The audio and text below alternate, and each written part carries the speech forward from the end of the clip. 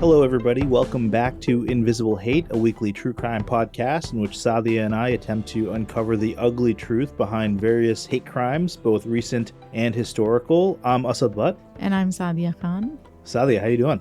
I am doing well, Asad. How are you doing? Yeah, things are good. I'm trying to think of what the latest is. Oh, one thing I wanted to note, because a lot of listeners emailed us about one of our recent episodes. Yes, that is my daughter that you can hear kind of cooing in the background, because sometimes when we're recording this podcast, I'm wearing her. She's, a couple months old, and I had a couple listeners that reached out and were like, "Is that a baby in the background?" And yes, so yeah, sometimes you'll hear a dog bark, sometimes you'll hear a baby cooing, and that's just all part of the Invisible Hate family. Yeah, we have another co-host in Isha now. Yes, Isha. Yeah, she loves these hate crime stories. She's gonna grow up to be a true crime enthusiast for sure. Sade, what's the latest with you? Asad, I just came back from Chicago. As you know, I was in Chicago for almost 10 days. So we were supposed to be there for 8, and then we extended our trip, which was magical. I got to spend time with my siblings and pretty much caught up on all the family drama, extended family drama, because my sister always has stories that I don't know or I am not aware of. Yeah, sure. So that was a lot of fun. But you know what? I am happy to be back home too. Yeah, there's nothing like being at home. Yeah, there's this threshold of how long you want to stay outside the house, and then once Totally. you're back, you feel relaxed and happy. Yeah, I agree with that 100%. When we were in Boston, it was like a 12-day trip, and I think at day 9, I was like, I'm ready to be home. You're ready to be home, right? Yeah, I want to be back in my home bed. Oh, by the way, so you and Vikas, my husband, were supposed to meet. Oh, yeah, he ditched me. And then something happened, right? And I was so bummed, and I kept telling him, why didn't you? And he was like, you're extra excited about this. I was like, yeah, I just wanted you to meet Asad because I think you guys have a lot in common. So we were supposed to meet at a Human Bean coffee shop, which is a brand of coffee shop out here on the West Coast. And I think that he either had never heard of it or didn't know about it and just tossed it into his GPS and went to one that was 15 miles away, as opposed to the one that, where I was at. He was like, "I'm here." And I was looking all around. It's like, where is he? And so, and then he had to go off to a meeting. So we ended up not being able to meet. And then, yeah, all sorts of kind of craziness ensued. So, yeah, we did not get to have our meet cute. But one day in the future we will. Yeah, hopefully. So, Asad, are you ready for today's case? Yeah, let's do it. Our story today takes us to Baton Rouge, Louisiana in October of 1992. It's a quiet fall night in the rural suburb of Central. 16-year-old Japanese exchange student Yoshihiro Hattori lays on his back in the carport of 10311 East Brookside. Blood is seeping through his ruffled white shirt and tux jacket with a hole in his chest where the bullet struck him just moments earlier. The doors and windows of the house have been slammed shut, the shooter and his family leaving Yoshihiro lying fatally injured just outside the door. "We're here for the party," he had happily explained, walking towards the home. "Freeze," the man had yelled, gun in hand. But Yoshi hadn't understood, and before he knew what was happening, the man had raised the gun to shoulder level and pulled the trigger. 16-year-old Webb Haymaker hovers over Yoshi, applying pressure to the wound as Yoshi cries out in pain. Moments later, he's loaded into an ambulance and driven to the hospital, but Yoshi never makes it there. While en route, he stops breathing and is declared dead. This is Invisible Hate.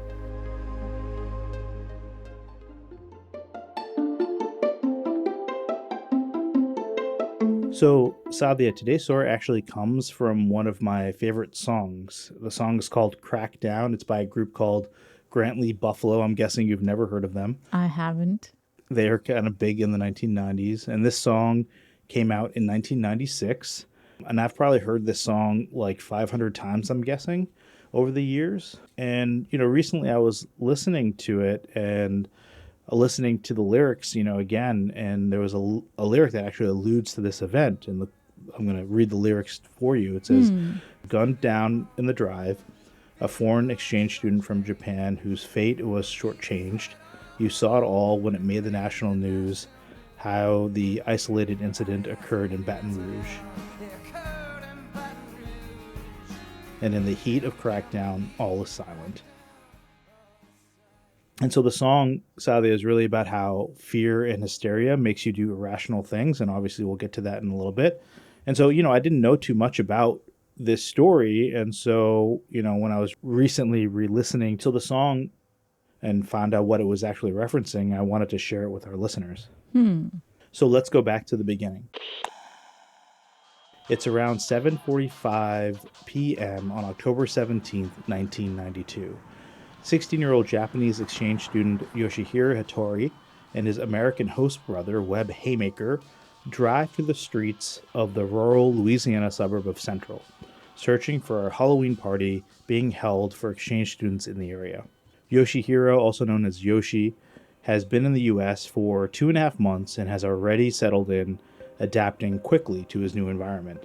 He arrived from Nagoya, Japan in August and has since been living with Richard, Holly, and Webb Haymaker in a nice upper-middle-class neighborhood in Baton Rouge, Louisiana. Holly Haymaker is a 47-year-old doctor and reproductive rights activist who teaches family medicine at the Louisiana State University Medical School. Her husband, 52-year-old Richard Haymaker, is a physics professor at the university.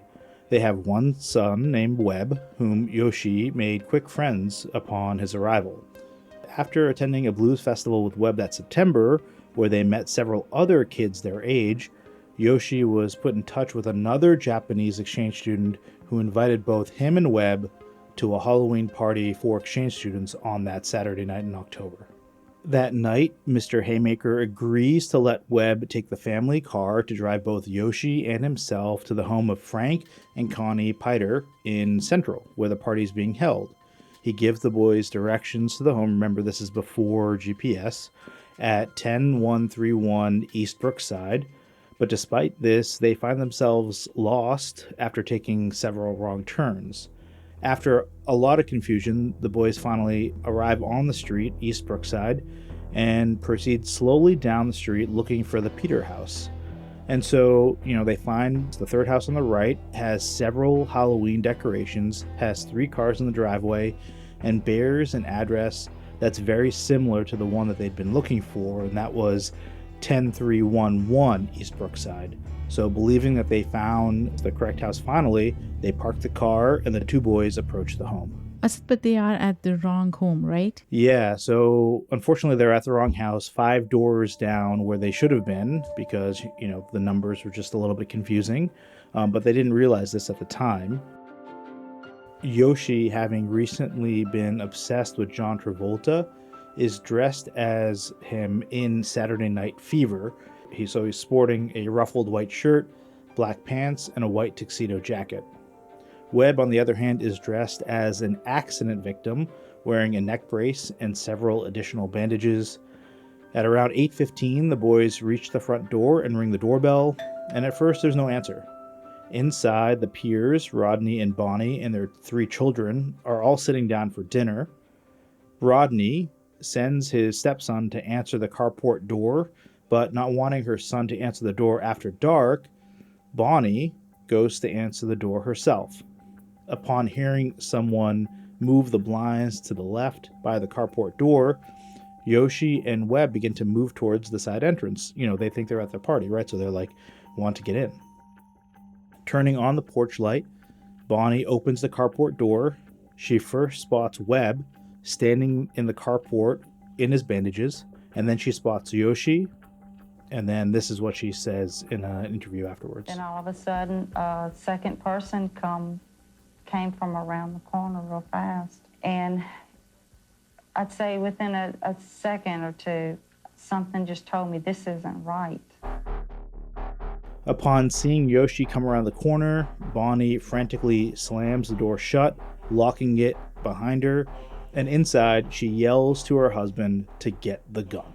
Wait, what? What was so scary about these two boys and Yoshi in particular that Bonnie believes that their presence warrants a gun? Like, what the hell? Yeah, it's really confusing. I don't know what the right answer is. It's not like there was some sort of, monster, right outside. It's just two confused teenage boys. Right. But something about Yoshi and his sudden appearance seems to bother Bonnie, and it's clear to Rodney that something has terrified his wife. So without questioning why, Rodney immediately runs up to the master bedroom and retrieves a .44 Magnum Smith & Wesson revolver equipped with a scope that he keeps loaded in a suitcase on the top shelf in his closet. Outside, Yoshi and Webb begin walking down the driveway away from the home, confused. But before they can get very far, the carport door opens up again. And this time it's Rodney and he's holding a gun. But Yoshi doesn't have his contacts in and can't see the gun in Rodney's hand.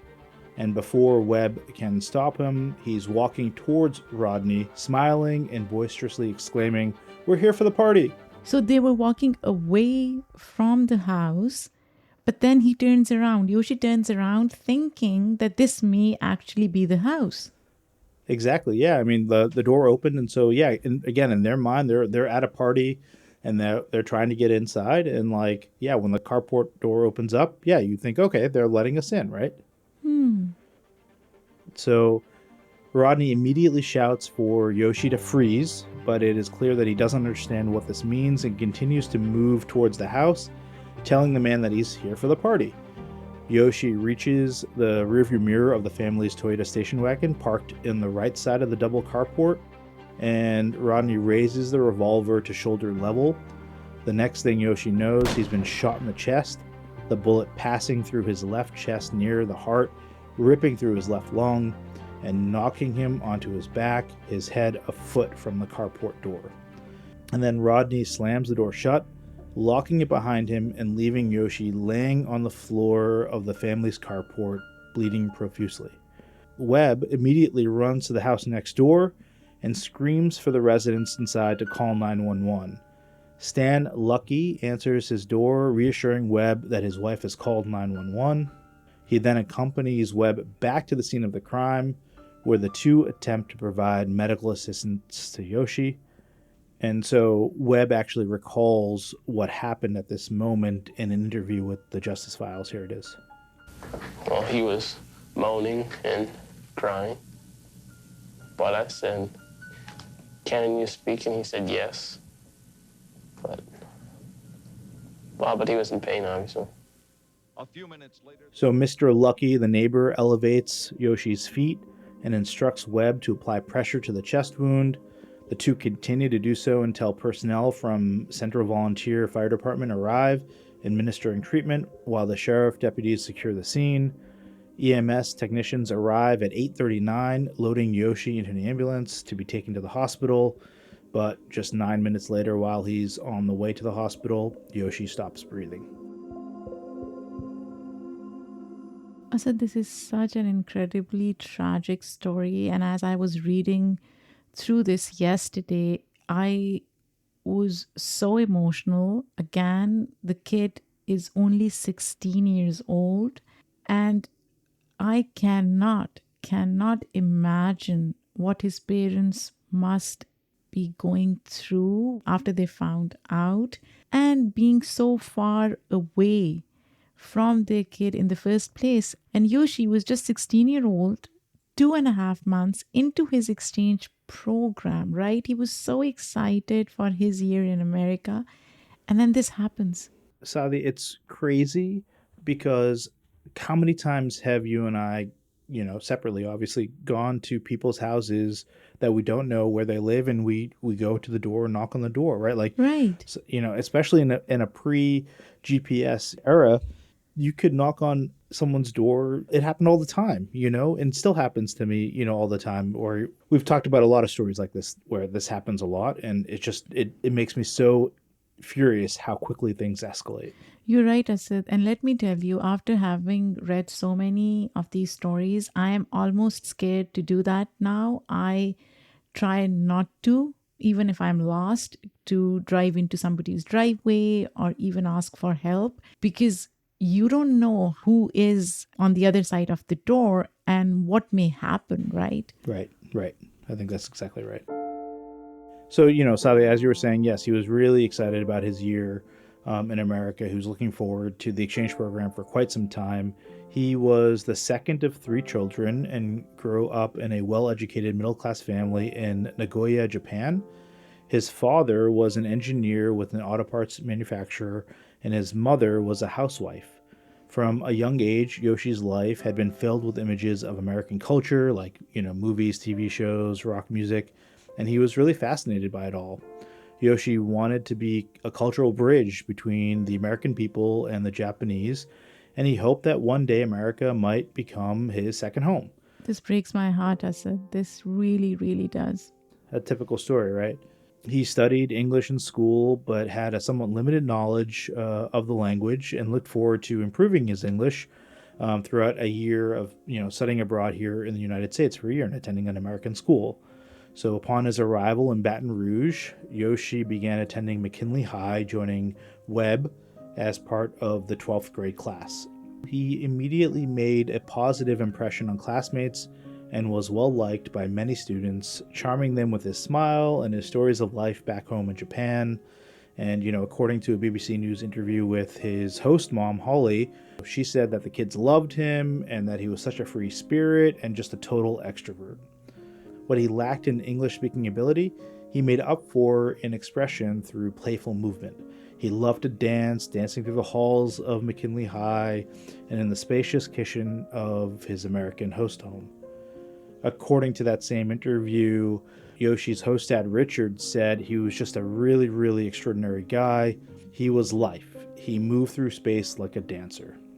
Back in Japan, Yoshi had played rugby, but in the US, he decided to sign up for a local jazz dance class and rode his bike to class very often. So, Saadia, he was just an incredibly big-hearted, generous kid, cooking dinner for the family, calling Richard and Holly mom and dad, and cleaning a tree out for their swimming pool after Hurricane Andrew. Just like a really cool kid. Asad, he sounds like such a cool kid, as you said. Like, just living life, enjoying life. And then this tragic incident happens that basically cuts his life short. His parents must have been absolutely devastated to find out what had happened to their incredible, amazing son, right? Yeah, his parents were absolutely crushed. In fact, the entire country of Japan was devastated by the news. Saadia, we're going to take a quick break, but when we come back, we'll be discussing the Japanese response to the tragedy of Yoshi's death.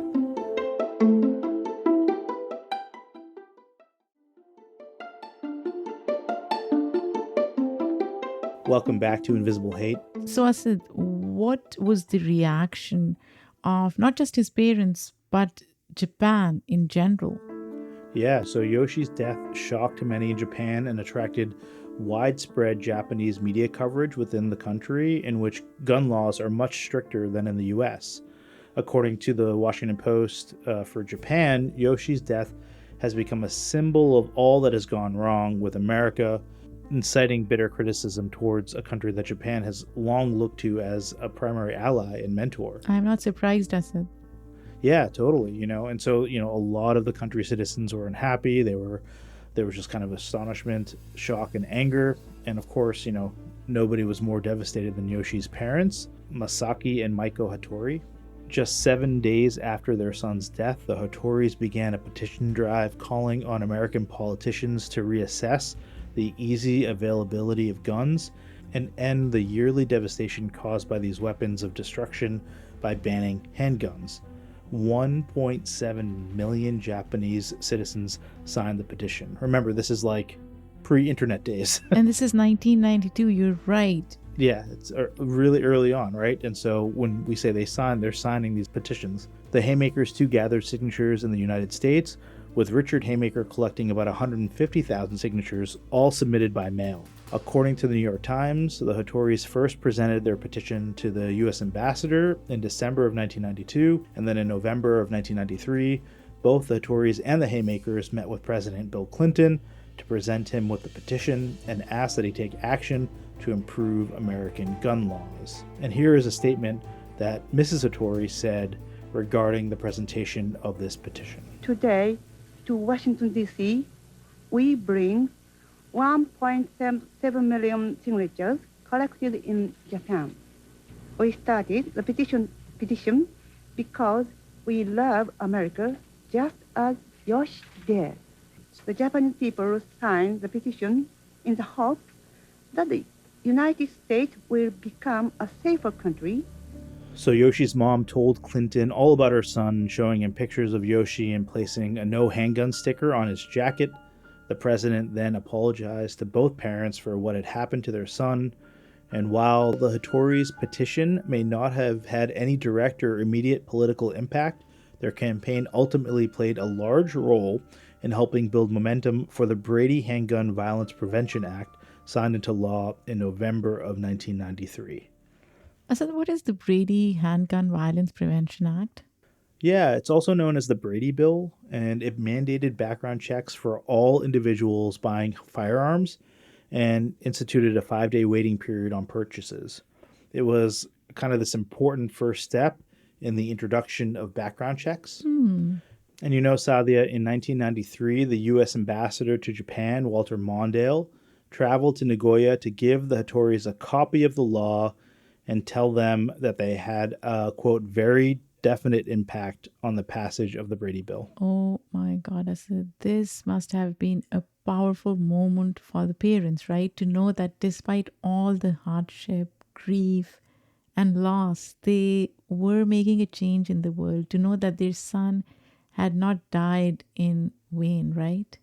Yeah, you know, Sadia, it got me thinking about all these mass shootings that have happened over the years, right? And like how little political action has happened after any of them. And so, yeah, it's pretty remarkable that this kind of international coalition was able to really push through, you know, these laws and, you know, became a foundation of something pretty big in America. Yeah, Asad, but here we are in 2023 still fighting Still fighting. against gun violence, right? Right. No, agreed. It's really horrible. You know, and so, Sadia, this was, you know, definitely a big thing, but the Hattoris were just getting started. The parents then decided to launch a civil lawsuit against Rodney and Bonnie Piers and their home insurance company. They ultimately walked away with about $650,000, much of which they used to set up the Yoshi Coalition, a group dedicated to both fighting for and helping fund gun control measures in the United States.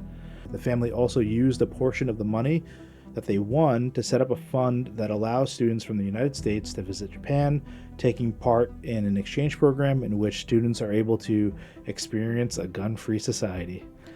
As of April 2023, 30 students have taken part in that program. Wow, Asad, that's such an interesting approach to addressing America's gun problem, right?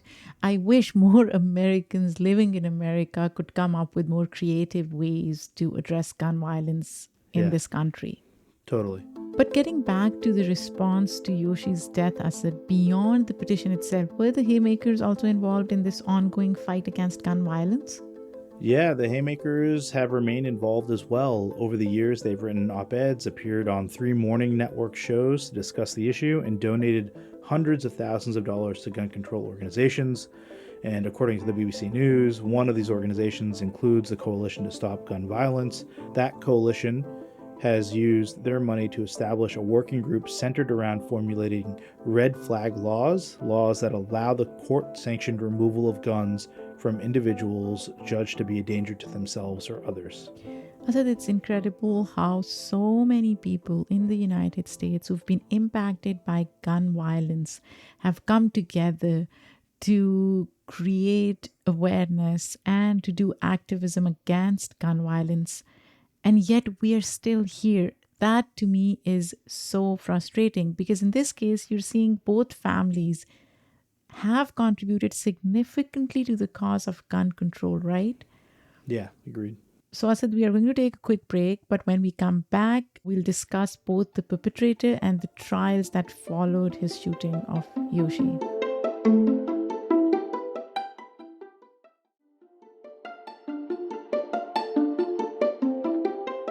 So, Asad, who is Rodney Pierce, the man that shot Yoshihiro Hattori? Yeah, so Rodney Pierce is a self-described country boy and was born and raised on a farm in Zachary, Louisiana.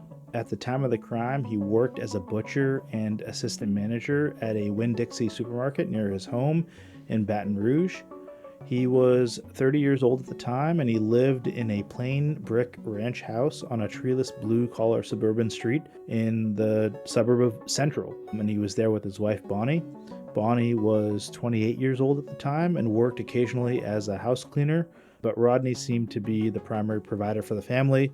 Both Rodney and Bonnie had been previously married and had 3 children between them, all of whom lived with them in that house in Central. The children had all been home that night when Rodney shot Yoshi. So, what happened to Rodney after he shot Yoshi? Was he taken into custody right away? I hope he was.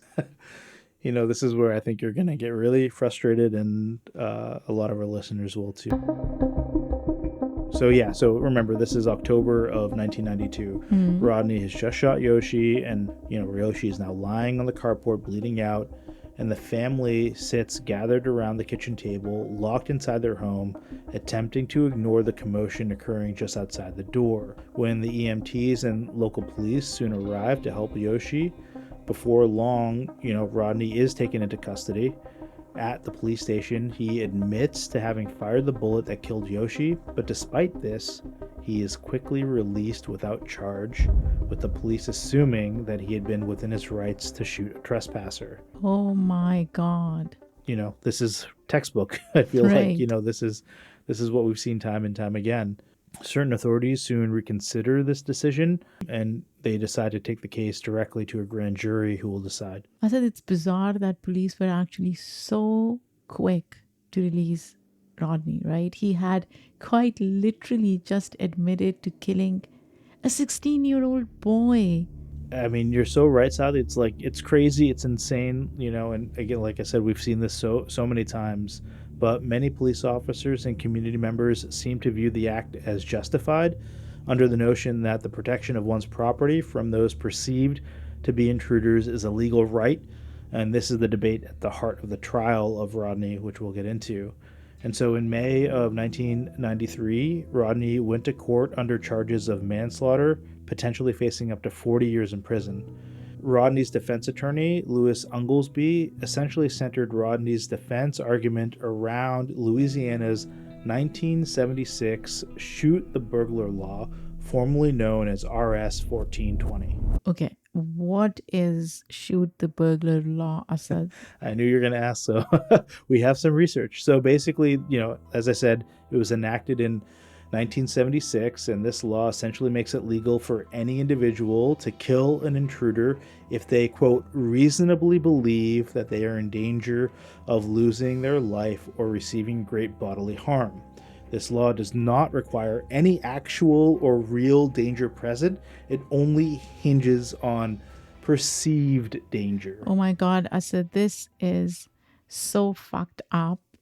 Seriously, Yeah. I mean, I don't know where to begin. I know, of course. And so, in other words, despite the fact that Yoshi didn't present a legitimate threat to Rodney's family, if they could prove that they reasonably believed that he did, then Rodney would be in the clear. And so, as a result, the lawyer, Unglesby, made it a point to emphasize the fact that Rodney had acted reasonably as a scared homeowner in shooting Yoshi when he had rushed towards him. Wow.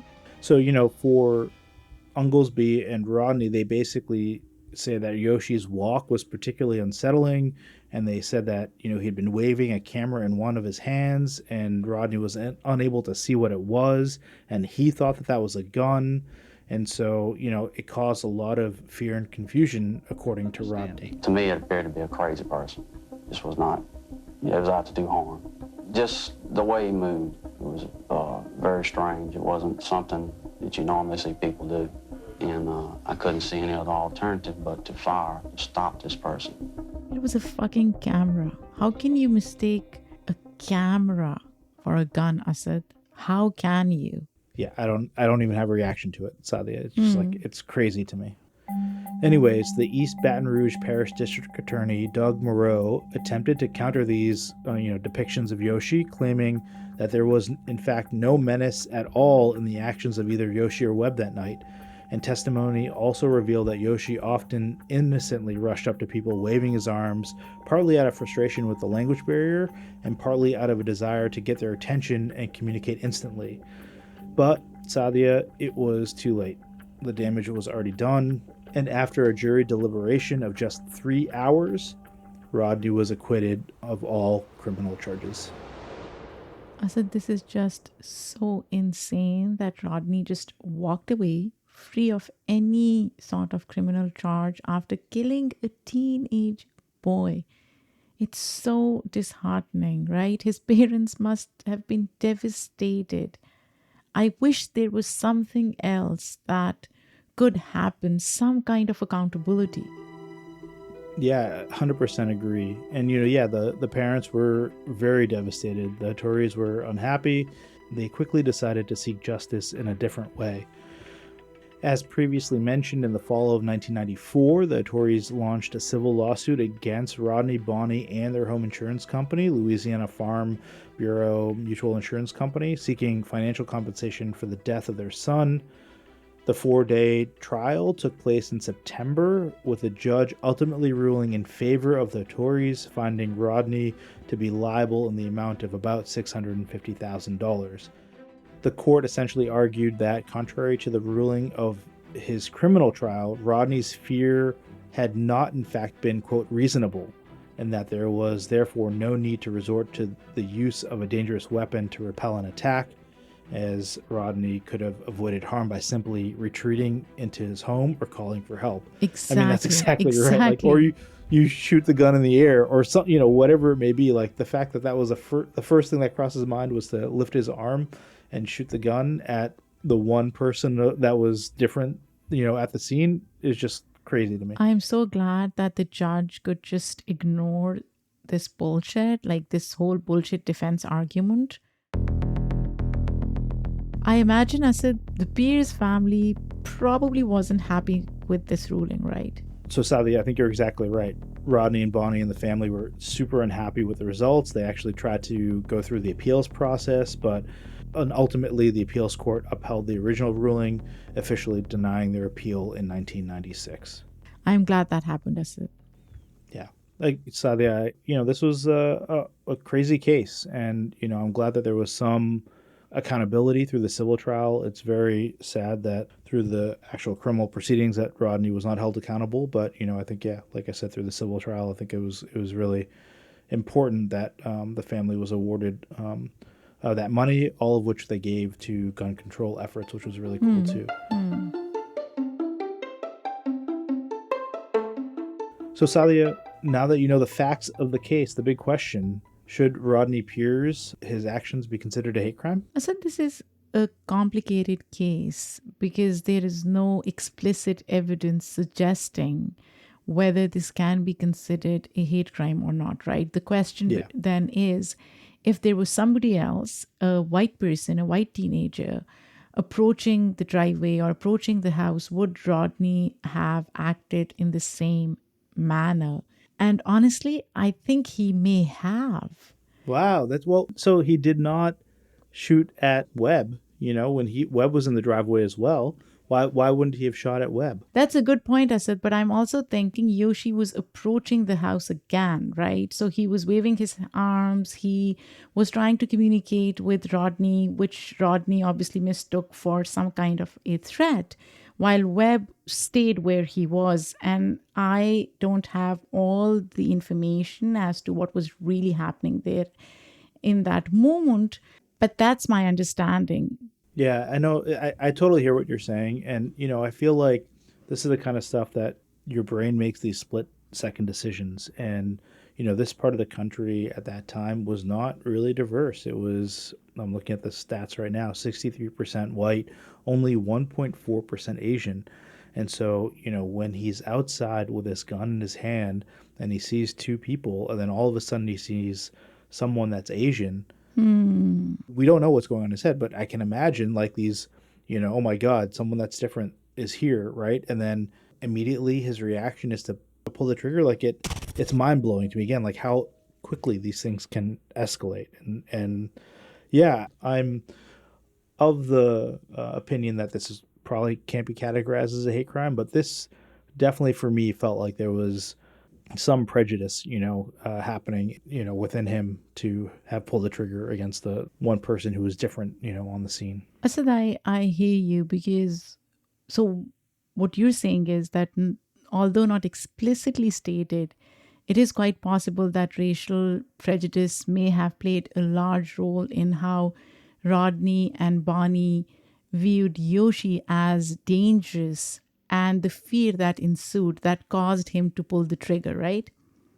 As always, you say things so much more eloquently than I do, Saadia, and I think that's exactly right. Yeah, Asad, I think you're right. This may not be as explicit, but there is some element of racial prejudice and bias that probably exists. And because of that, it could be classified as a hate crime, but not in the conventional way or classical way. Can I also just, and this is not part of the hate crime discussion, but just like the fact that they didn't call the police even after the shooting happened, like the neighbor, had to call the police, and like that they didn't go out and help, just like all these things, it's unfathomable to me, like I guess I would say they didn't seem like good people either. You're And maybe right. that's coloring my decision a little bit. You're absolutely right. As if death of a 16-year-old kid, or at least a 16-year-old kid injured and almost dying, didn't matter to them. Yeah. Sadly, both Richard and Holly Haymaker seem to believe that racial prejudice contributed to the way in which the situation unfolded, and we actually have Interesting. a couple clips from them from the Justice Files.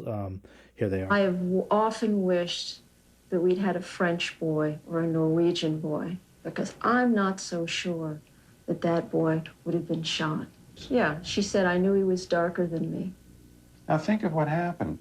The moment Bonnie saw Webb, she thought nothing was unusual. She then saw Yoshi, and within a half a second, the door was slammed and "Get your gun" was said. So, Asad, I'm curious, where are the Hattoris, the Haymakers, and the Peers today? Yeah, so Rodney continues to be free, having moved on with his life after being acquitted of the criminal charges. Richard and Holly Haymaker still live in Baton Rouge and are now retired. Holly is in her late 70s and Richard is in his early 80s. They are less involved in campaigning for gun reform as they used to be, but continue to support the cause. And after the shooting, Webb turned to music to cope with his trauma.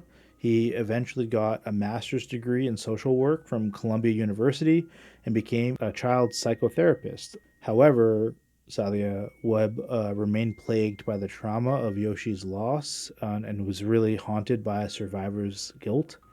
And tragically, just a year ago in March, at the age of 46, he took his own life. Oh, wow. Asad, that is so heartbreaking. Such a horrible tragedy to experience at such a young age. It's no wonder that it stuck with him all those years, and just so unfortunate that he was never able to fully recover.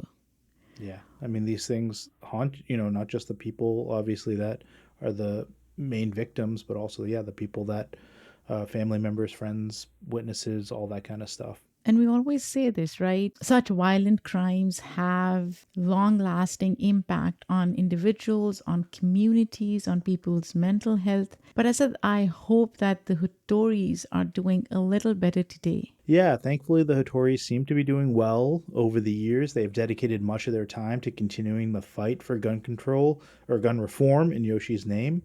In 2018, they spoke to students who survived the Parkland shooting and took part in the March for Our Lives rally in Nagoya in March of 2018 to show their support. And, according to the Washington Post, they are now in their mid-70s and announced that they would be stepping down from running the Yoshi Coalition and they've passed that on to the younger generations to fight. Well, that's good. It's certainly a cause worth fighting for, Asad.